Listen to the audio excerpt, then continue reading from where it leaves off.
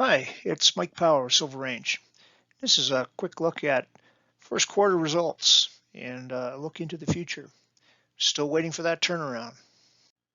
First, a quick word from our lawyers. Please do your own due diligence and don't take investment advice from a geologist. So, it's the middle of April. What's happened? What's going to happen next? Well, we see no change in the current awful market for junior mining exploration company financings, particularly in gold. We have noticed that there's potentially a pivot going on away from battery metals on the part of mining promoters. And we think gold juniors are poised for a significant rebound, just not sure when. So in our business, like any other, money is oxygen. And the cash that's coming into the junior exploration business is coming in almost entirely through financings. And they control and govern virtually everything we do. But exploration financing is a tough thing to pin down. There are lots of inaccurate proxies out there, and much of the data is qualitative rather than quantitative, sort of conjectural. We believe the only thing that really matters is to determine the amount of money that's landing in company treasuries from financings. And this data is available on CDAR, although it's kind of laborious and tough to glean it all. We compile it and watch it like a hawk. And what we found when we analyzed this data is it's very difficult to tease signal out of noise because financing stats are largely dominated by the very few large players. They completely swamp the signal that's coming from the bottom of the market. To assess what's really going on in junior exploration financing, you have to look at the smaller financings. The analogy I'd use is if you're a doctor looking for evidence of a new outbreak of flu, you don't go to the fitness center to check that out. You go to the emergency room and see how many more people are coming in with the flu. Very much the same in junior exploration financing. You got to look at the bottom end of the market. We learned this through working with John Kaiser of Kaiser Research online, and this is his data. We're looking here at Toronto Venture Exchange financings from 2003 to 23. And we're looking at the proportion of financings binned by size. The hot colors at the bottom are the very small financings, less than 100K is in red, and they range up to the very large financing. So up in the purple and gray, you're looking at 20 to 50 and over $50 million financings.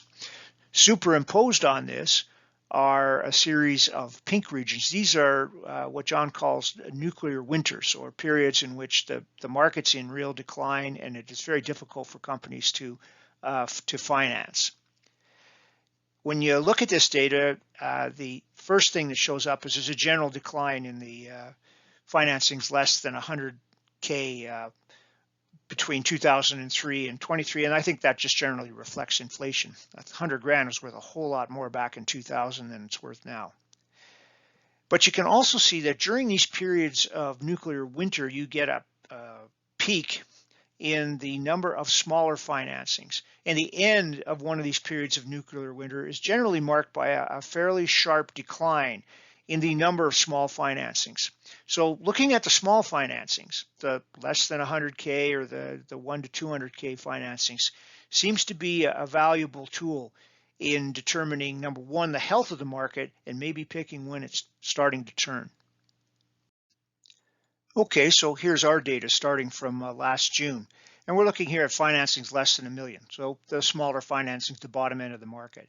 You can see there were a couple of peaks. There was a bit of a happy time around Labor Day, and then a much bigger peak at the end of 2022-23. But that I think might be a little artificial because there was threats that flow-through financing would be canned and changes to the Tax Act would reduce charity flow-through financing. So there was a bit of a rush to the doors to raise money.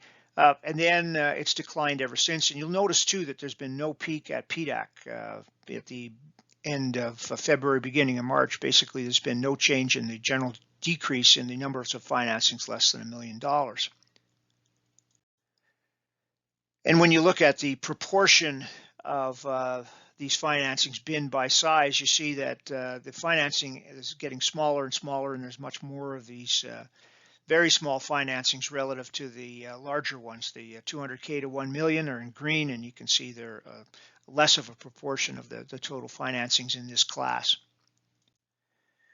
And if you look at the very bottom, here's our financings less than $200,000. You can see that it's becoming much more difficult to raise money at the very bottom end of the market, below 200K. Much more of these financings are now less than $100,000. These would be sort of the keep the lights on financings, and they're getting tough to do.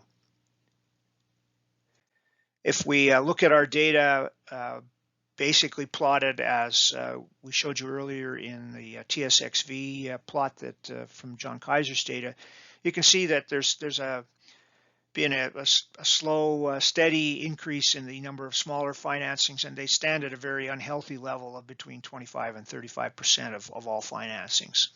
So bottom line is we're in the middle of a financing drought, and there is no sign of a change right now. Well, that's what we think. I wonder what mining promoters think at large. Well, the best indication of that is to look at option activity, because that's when promoters lay their money down to pick new projects up for the future. Now, we have a very extensive option database going back over 8 years, thousands of entries, and this is an extract of option activity over the last couple of years, and it's been by the principal commodity in the option agreement. Each of the options shown here is a separate agreement. It could cover several properties. And we've color-coded it through base, precious, battery, and uranium metals here, so you can see the proportions of deals being done for the different commodities. Now, from this graph, it's pretty clear that option activity was generally increasing towards a peak in March 2023, and there's been a dramatic drop ever since to a much lower base level. And there's been very little option activity at PDAC in March 2024 compared to March 2023. But the really interesting thing is to look at what promoters are interested in and where they see the market going. And that's shown in this graph here. Here we're looking at options binned by the commodity again, and as a proportion of the total options concluded. And it's clear that the battery metal craze has kind of peaked in about the beginning of 2023, and it's been on the wane ever since. Uranium really picked up as of last September, and gold deals have been on a general increase. We think promoters haven't quite recognized the next big thing, however. Unless you've been living in a cave for the last few months, you're well aware that gold and silver prices have spiked dramatically since the beginning of the year. In fact, they're up over 15% since January. But what hasn't followed is the price of junior precious metal exploration companies. That's, I think, well tracked by the GDXJ. That's VanEck Gold and Silver Junior Explorer ETF. And it basically has been underperforming relative to gold since 2021. So gold price has been going up. Junior explorers for precious metals have been languishing.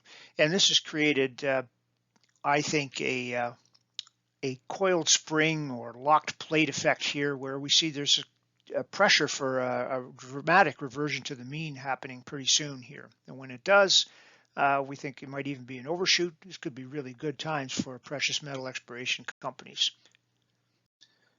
So we're hoping for a market turnaround. I wonder what it might look like. Let's have a look at several of the market turnarounds over the last 20 years. We're going to look at basically the transition from the nuclear winter to better times ahead at the end of each of the periods of nuclear winter I showed you in the earlier diagram from John Kaiser's work. All right, so here's 2023. Very slow, gradual increase and not much change in volume. Sort of thing you would recognize only well after it was happening. This is 2008, end of the world. Lehman Brothers collapses in September. The market panics, drops down to a low in December. Volume drops dramatically, and then we have once again a slow increase over a period of several months. Here's 2016. This is my thinking this might be the closest analogy to what could happen next in junior markets. There was no big geopolitical event that caused this turnaround. The downturn was building for years.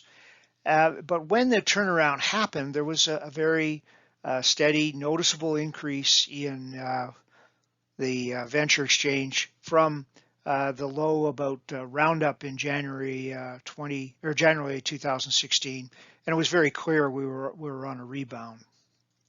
And here's the COVID crash. Everything was hunky-dory until about the end of February 2020.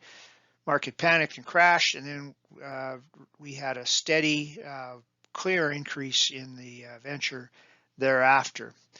What I take from all of these is that any turnaround is likely going to be a gradual event happening over several months. There'll be lots of opportunities to doubt anything's happening. If you look at the volume, there are down days as well as up, but the volume will increase as the market rebound gains traction. But it'll be a slow event, and you probably won't recognize it right off. Turning to Silver Range, here's our stock chart since 2016 when we turned the company into a precious metal focused prospect generator. And the interesting thing I find in this chart is that at the end of every period of nuclear winter and the beginning of a market turnaround, Silver Range tended to do pretty well. And I realize the past is not prologue and past performance is no guarantee of future performance, but I sure hope it is. Well, to sum up, we're going into year 2 of a fairly serious exploration downturn. Financing dried up, not a lot of market interest in precious metal exploration. So we've tightened our belts, but we haven't given up on exploration. We're still running projects down in the southwest US, and I hope to have some news out on them shortly.